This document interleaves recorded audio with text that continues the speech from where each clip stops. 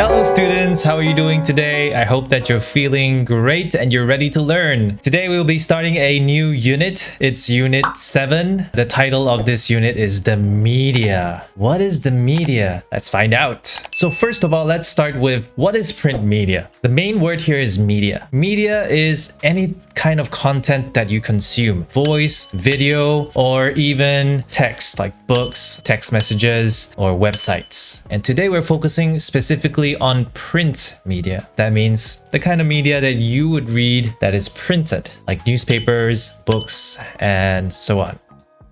But first, let's take a look at the current situation. This is the year 2021 and we're facing a pandemic. How are our newspapers faring? They are the main source of print media in this world. This is a video from Bloomberg.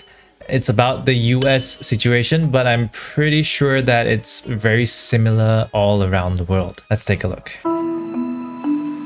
Many traditional print newspapers have been driven to the point of extinction as online offerings from companies like Google and Facebook draw audiences away, and with them, the advertising dollars that are their life's blood. Some of the largest newspaper groups have been driven into the arms of hedge funds and private equity, with McClatchy, owner of newspapers like the Miami Herald and the Kansas City Star, selling to Chatham Asset Management after it filed for bankruptcy protection in February. Even Warren Buffett, a long-term and very loyal newspaper investor, has been driven to throw in the towel. The world has really changed in the media and communications world. I love newspapers, but that doesn't mean I think they're going to do well financially. In January, Buffett's Berkshire Hathaway gave up on the struggling business after selling its portfolio of 31 local newspapers for $140 million in cash to publisher Lee Enterprises. The pandemic is making a bad situation even worse for local newspapers. According to the Financial Times, at least 38,000 news workers in the United States, from journalists to commercial staff, have been furloughed, laid off, or taken pay cuts since March. So what do you think this video is trying to tell you about the situation for newspapers? Is it very good? Yeah, newspapers are doing great during this pandemic. Or is it very, very bad? Things are getting worse and worse and worse. I'm sure you can tell that things are not going very well for the newspapers in the US. Many of them are going bankrupt. They have to sell to people with a lot of money. People with a lot of money don't necessarily want to continue the work of these newspapers. And even a very big investor like Warren Buffett is pulling out of funding newspapers. So it's a very serious situation for newspapers in the US. A lot of the smaller ones cannot survive during this pandemic. So is print media doomed? What do you think? Let's find out, shall we? Today we'll be reading an article entitled "Is Print Media Doomed?" The writer is going to explore the topic and we'll find out what the writer thinks. Follow along as I read. Is physical printed media dying? Will this generation of young people be the last to experience traditional books and newspapers? As digital media becomes increasingly popular, we look at current newspaper and book trends. The newspaper industry, like the music industry, has been hit hard by the internet. Just like pirated music, news is readily available for free online. So people are choosing not to pay for it. The internet can also provide news the second it happens. It is clear that the traditional print newspaper, which is still published once a day, is no longer a practical way to receive information. So how do you guys get your news? Do you get it from the newspapers or do you get it from social media? Do you go to the newspaper websites to read the news or do you get it from chat groups like WhatsApp? Let me know in the comments. That would be such an interesting topic for discussion. Oh, I wish we could have a real classroom. Okay, so I think I have to explain what this is. Pirated music is people downloading copyrighted music for free on illegal websites. Usually you have to pay. You have to buy the album, or like right now you have iTunes, you have Spotify. you pay for a subscription to get the music. So some people pirate it. Because of that, the artists who work hard to make the music, they don't get paid for their hard work. And it makes the observation that the internet can provide news the second it happens. So this is one of the major plus points of the internet. You can get news right away. Whereas newspapers, you have to wait for the next day for it to come out in the newspaper. Then you see, oh, okay, this is what happened yesterday. I want to know what happens right now, brother. And the internet can do that for you.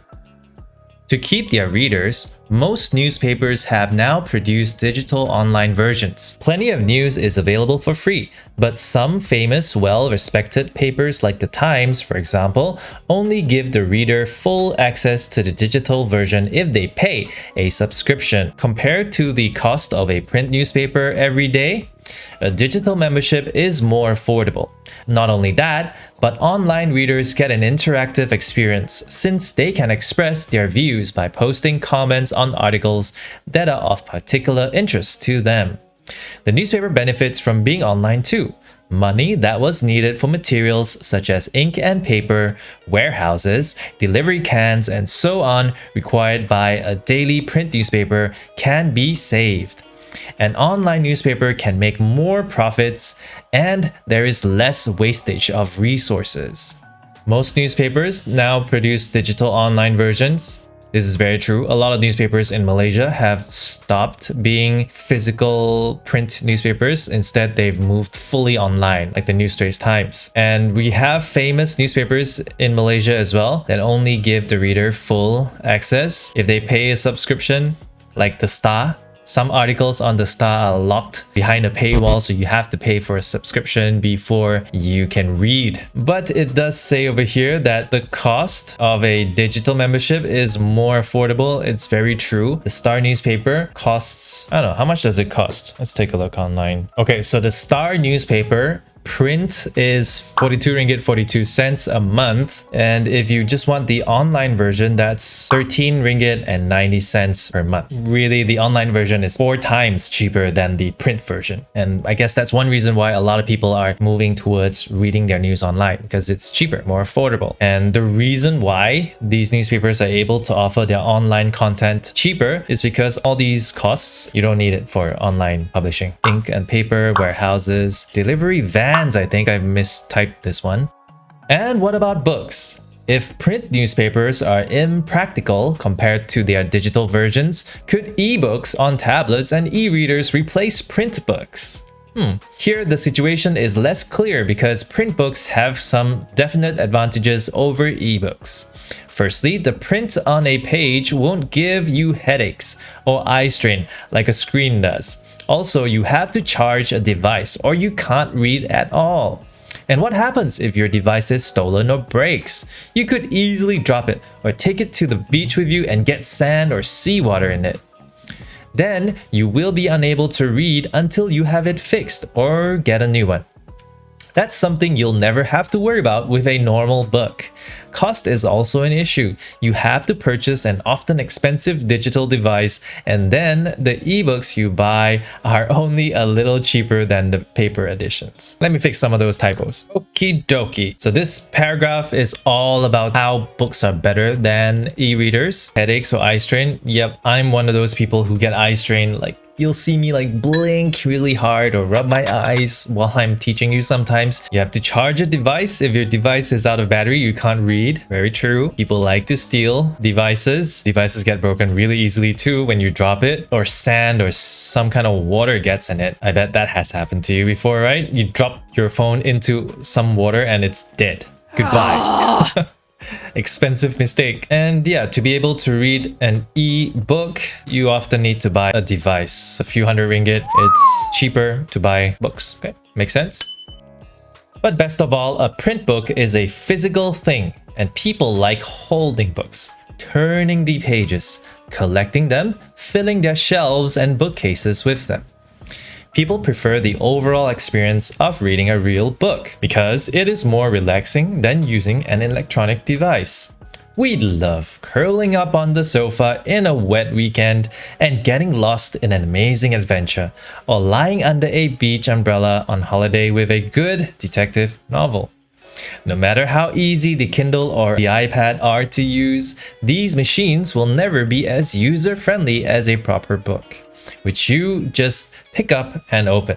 The charm of a real book might be hard for those who are gadget savvy to understand, but it looks like printed books are a long way from dying. The writer goes on to talk about more advantages of books. People like holding them. Yeah, people like turning the pages. People like collecting books. Yeah, I'm one of them. Filling their shelves. Oh yeah, very satisfying. The writer is clearly leaning towards print media.